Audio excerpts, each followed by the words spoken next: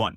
The Clash of Clans. Betrayal. On May 12, 2015, in the province of Chiang Mai, Thailand, two lifelong friends, 26-year-old Thanakorn and 24-year-old Sarahwood, were deeply involved in the mobile strategy game Clash of Clans. They were leading members of a competitive in-game clan, investing countless hours and real money into building their virtual empire. Their friendship soured when Thanakorn, the clan leader, grew suspicious that Sarahwood was secretly selling clan accounts and virtual resources for personal profit. After confirming his suspicions, he expelled Sarahwood from the clan, an act considered a grave betrayal in their gaming circle. The dispute moved from the game to real life, with the two exchanging heated messages. Thanakorn arranged to meet Sarahwood at his home to settle the matter. When Sarahwood arrived, the argument over the virtual betrayal immediately turned violent. Thanakorn, enraged by the loss of his clan's digital assets, drew a knife and stabbed his former friend multiple times in the chest. Neighbors heard the commotion and called the police, but by the time they arrived, Sarahwood had bled to death on the floor from his injuries. 2.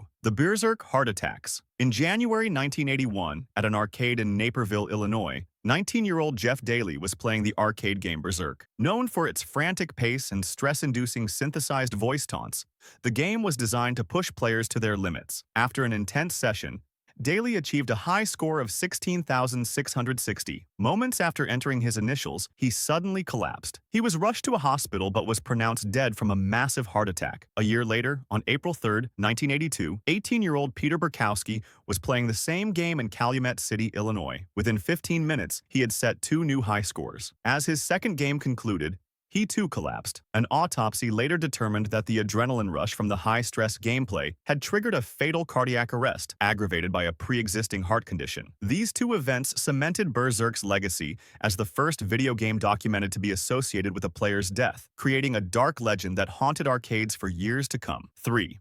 The Mortal Kombat Imitation. In 1997, in a quiet Connecticut suburb, a 13-year-old boy became obsessed with the violent fighting game Mortal Kombat, known for its graphic fatality, finishing moves. One afternoon, he was playing with his 7-year-old neighbor. Their play escalated into a real-world confrontation. The 13-year-old, his perception of violence allegedly warped by the game, began to imitate the brutal acts he had seen on screen. He grabbed a knife and a rock and attacked the younger child with lethal force. The 7-year-old's mother discovered her son's body shortly after. In the subsequent trial, the defense mounted the controversial Mortal Kombat defense, arguing the game had desensitized the boy to violence. The jury rejected this claim, and he was convicted of murder. The case became a pivotal moment in the national debate over video game violence, contributing to the establishment of the ESRB rating system to warn parents about graphic content in games. 4. The EverQuest Suicide. In the fall of 2001, 21-year-old Sean Woolley of Wisconsin found his life increasingly consumed by the MMORPG EverQuest. He had quit his job and withdrawn from his family, spending upwards of 12 hours a day immersed in the virtual world of Norath. His life inside the game became more important than his real one.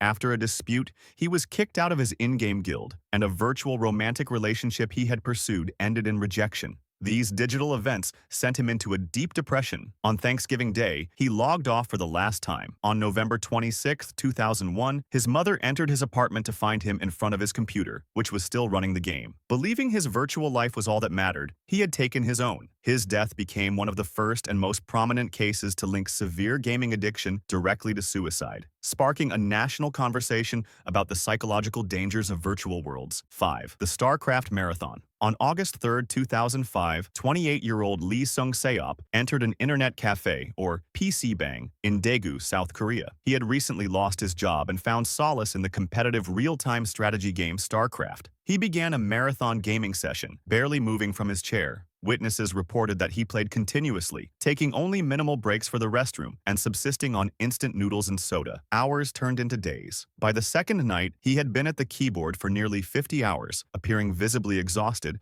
with bloodshot eyes and a sagging posture. The cafe manager, concerned for his well-being, urged him to go home, but Lee refused and loaded another match. On the morning of his third day, after approximately 50 hours of non-stop play, he suddenly collapsed from his chair. Paramedics were called immediately, but he was unresponsive. At the hospital, doctors determined he had died from cardiac arrest, brought on by a combination of extreme exhaustion, dehydration, and blood clotting from prolonged immobility. 6. The World of Warcraft Exhaustion. On February 1st, 2007, a 26-year-old man in Guangzhou, China, embarked on an extended gaming session of the MMORPG World of Warcraft at a local internet cafe. The session coincided with the Lunar New Year holiday, a time when many young people engaged in marathon gaming. The man played continuously for several days, rarely leaving his station. According to cafe staff, he ate very little and seldom slept, completely engrossed in the virtual world of Azeroth. On the third day of his non-stop session, his movements became slow and sluggish. At around 10 a.m., other patrons noticed he had slumped forward onto his desk. Initially,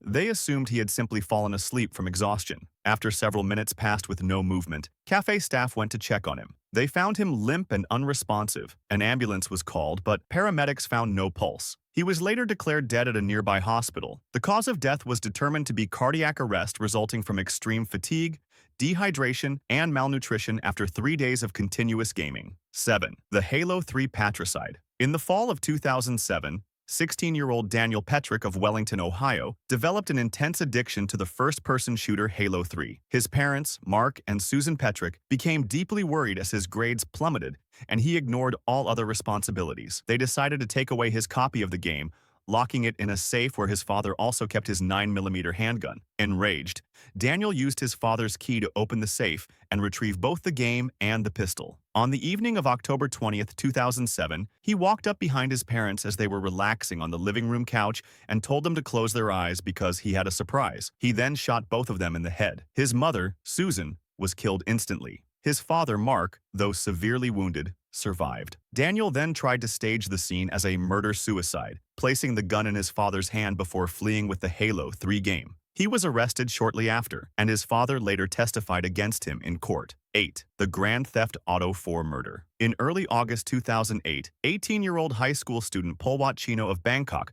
Thailand, became obsessed with the video game Grand Theft Auto 4. He was particularly fascinated by the game's core mechanic of carjacking. He later confessed to police that he wanted to know if stealing a taxi in real life would be as easy as it was in the game. On the night of August 3rd, 2008, he put his plan into action. He hailed a taxi driven by a 54-year-old man. When they reached a quiet street, instead of paying the fare, Polwat pulled out a knife and attacked the driver, stabbing him multiple times. He then dragged the man's body out of the car and attempted to drive away. However, he was unable to operate the vehicle and was quickly apprehended by police who were alerted by witnesses. The taxi driver died from his injuries. Polwat was convicted and sentenced to life imprisonment. The incident caused a national uproar in Thailand, leading the government to temporarily ban the sale of Grand Theft Auto 4 across the country.